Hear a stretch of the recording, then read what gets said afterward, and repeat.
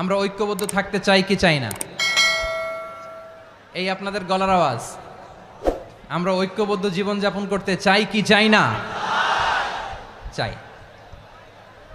ঐক্যের কোনো বিকল্প নাই। গত 50 বছর তো দেখেছি এই ডিসইউনিটি, অনৈক্য, বিভেদ, বিচ্ছিন্নতা আমাদেরকে কোথায় নিয়ে গিয়েছে। এই যে দেখেন কিছুদিন আগে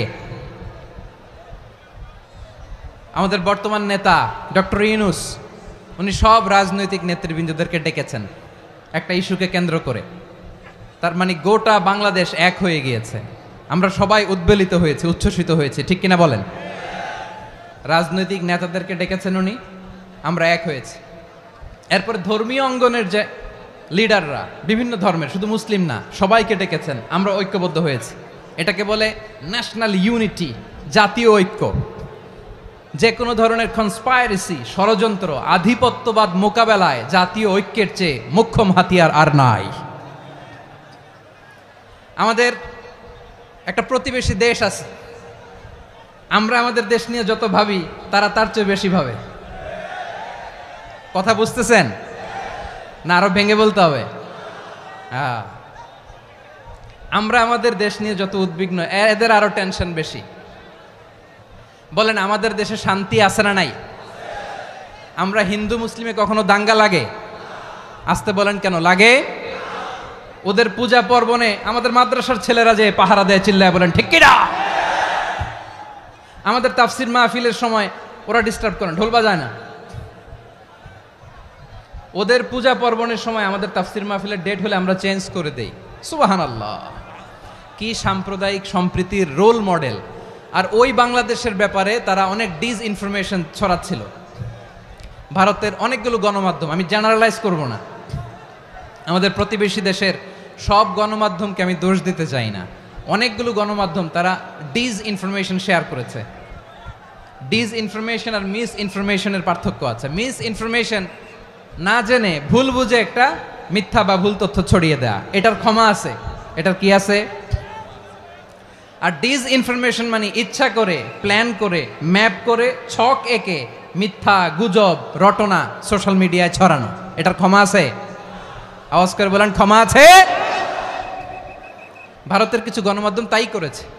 আমরা ব্যথিত হয়েছি, আমাদের হৃদয়ে রক্তক্ষরণ হয়েছে। আমাদের প্রতিবেশী দেশকে বলতে চাই, আমাদের দেশ নিয়ে আপনাদের ভাবার দরকার নাই।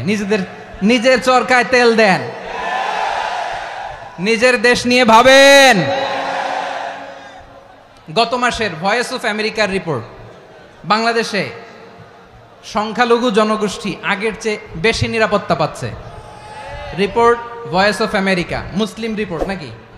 মুসলিম জরিপ, ভয়েস অফ আমেরিকা। কথা বুঝে নাই বোধহয়। ভয়েস অফ আমেরিকা কি আমাদের রিপোর্ট? না, ভয়েস অফ আমেরিকার জরিপ, বাংলাদেশের সংখ্যালঘু জনগোষ্ঠী আগের চেয়ে ভালো নিরাপত্তা পাচ্ছে। শুধু এখানেই শেষ না, মাইক্রোসফটের একটা জরিপ শোনায় আপনাদেরকে। তারা সারা পৃথিবীতে গুজব, ভুয়া আর মিথ্যা নিউজ ছড়ানোতে কোন দেশ সেরা একটা রিপোর্ট করেছে। এর মধ্যে 1 নম্বরে এসেছে ভারতের নাম। মাইক্রোসফট তো মুসলমানরা চালায় না? কথা বোঝে নাই বোধহয়।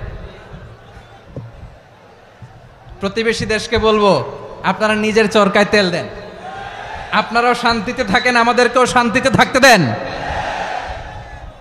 সব চেঞ্জ করা যায়, প্রতিবেশী চেঞ্জ করা যায় না। আমাদের ল্যান্ড তাদের ল্যান্ড, পাশাপাশি।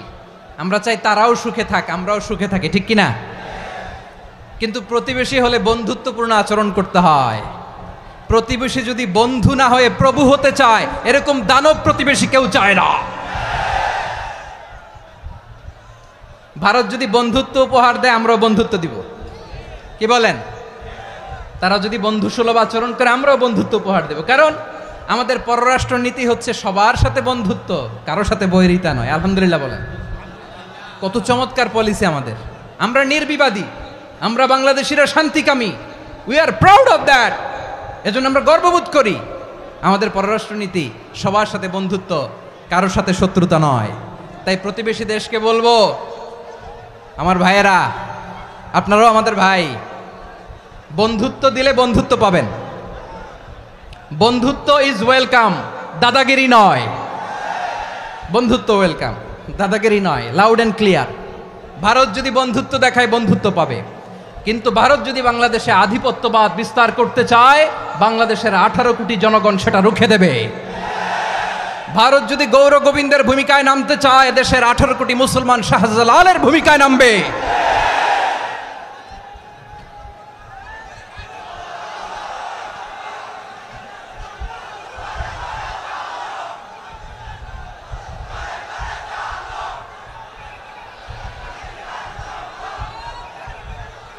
প্রিয় ভাইয়েরা, আমরা বন্ধুত্বে বিশ্বাসী, শত্রুতায় নই, ঠিক কিনা বলেন? আল্লাহ আমাদেরকে বোঝার তৌফিক দান করুক। তাহলে এই যে তারা বলেছে এদেশে সংখ্যালঘুরা কষ্টে আছে, দুঃখে আছে, এটা কি ঠিক? বলেন, এটা কি ঠিক? না, তারা ডিস ইনফরমেশন শেয়ার করেছে, এটা ঠিক নয়। আমার প্রতিবেশী বন্ধু রাষ্ট্রকে বলবো, আপনারা এটা করবেন না, এটা করবেন না। আমরা শান্তিতে আছি, আপনারাও শান্তিতে থাকেন, আমাদেরকেও শান্তিতে থাকতে দেন। এই যে চিটাগাংয়ের অ্যাডভোকেট আলিফ হত্যাকাণ্ডে গোটা বাংলাদেশ আমরা ধৈর্যের পরাকাষ্ঠা দেখিয়েছে, চিল্লায় বলেন ঠিক কিনা? আমাদের নেতা আমাদেরকে ডেকেছে, আমরা শান্ত থেকেছি। আমরা শান্ত থাকতে চাই, আমরা ঐক্যবদ্ধ থাকতে চাই। যে কোনো ষড়যন্ত্র রুখে দেওয়ার জন্য ঐক্যবদ্ধ প্রচেষ্টার কোনো বিকল্প নাই। তাই আজকের আলোচনার ছোট্ট একটা টপিক আমি শিরোনাম ঠিক করেছি, আমাদের জীবনে, সমাজ জীবনে, ধর্মীয় জীবনে, রাষ্ট্রীয় জীবনে ঐক্যবদ্ধ থাকার গুরুত্ব। এবার আওয়াজ করে পেকুয়ার ভাইয়েরা বলেন, আমরা ঐক্যবদ্ধ জীবনযাপন করতে চাই কি চাই না? আল্লাহ তাআলা সে নির্দেশনাই দিচ্ছেন। প্রিয় ভাইয়েরা, ঐক্যবদ্ধ হতে হবে আমাদেরকে। আদেশটা কার? একটু আওয়াজ করবেন। ঐক্যবদ্ধ জীবনযাপন করতে হবে, আদেশটা কার? আমাদের আগে যে সমস্ত জাতিগোষ্ঠী ধ্বংস হয়েছে বিভেদের কারণে হয়েছে। বিশ্বনবী বলেন, বুখারীর বর্ণনা, ফা ইন্নামা আহলাকাল্লাযীনা মিন ক্বাবলিকুম কাসরাতু মাসাইলিহিম ওয়া ইখতিলাফুহুম আলা আম্বিয়াইহিম। তোমাদের আগে ইহুদি নাসারারা যারা ধ্বংস হয়েছে, আমার গজবে উপনীত হয়েছে, দুইটা কারণ ছিল। নাম্বার 1, কাসরাতু মাসাইলিহিম, বেশি প্রশ্ন করত, প্রয়োজনে অপ্রয়োজনে নবীরে প্রশ্ন করে আটকাইতে চাইতো, এরকম ডাকাত ছিল তারা।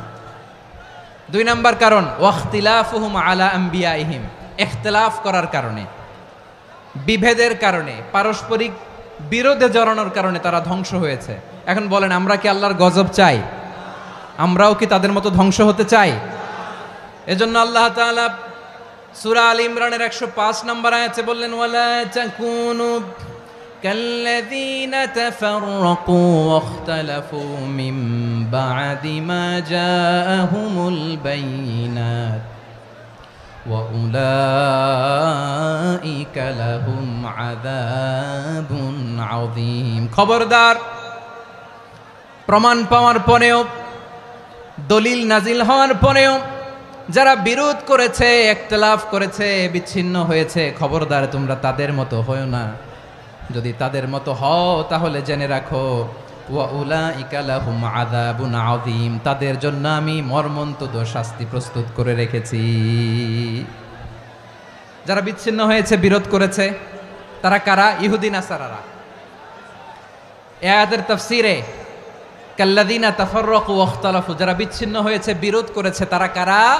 মুফাসসিরিন ইকরাম বলেছেন তারা ইহুদি নাসারারা। আওয়াজ করে বলুন তো, তারা কারা? ইহুদি নাসারারা। বিষ্ণু ঈসা ইসলাম সুনানে আবু দাউদ এবং তিরমিজির হাদিসে বলেন, ইফতারাকাতিল ইয়াহুদু আলা 71 ফিরকা, ইহুদিরা 71 দল হয়েছে। ইখতিলাফ করতে করতে কয় দল? সবাই বলে নাই, কয় দল? ওয়াফতারাকাতিন নাসারা আলা 72 ফিরকা, আর নাসারারা হয়েছে 72 দল। আওয়াজ করে বলুন তো, কয় দল? ওয়াসাতাফতারিকু হাযিহিল উম্মাহ বি73 ফিরকা।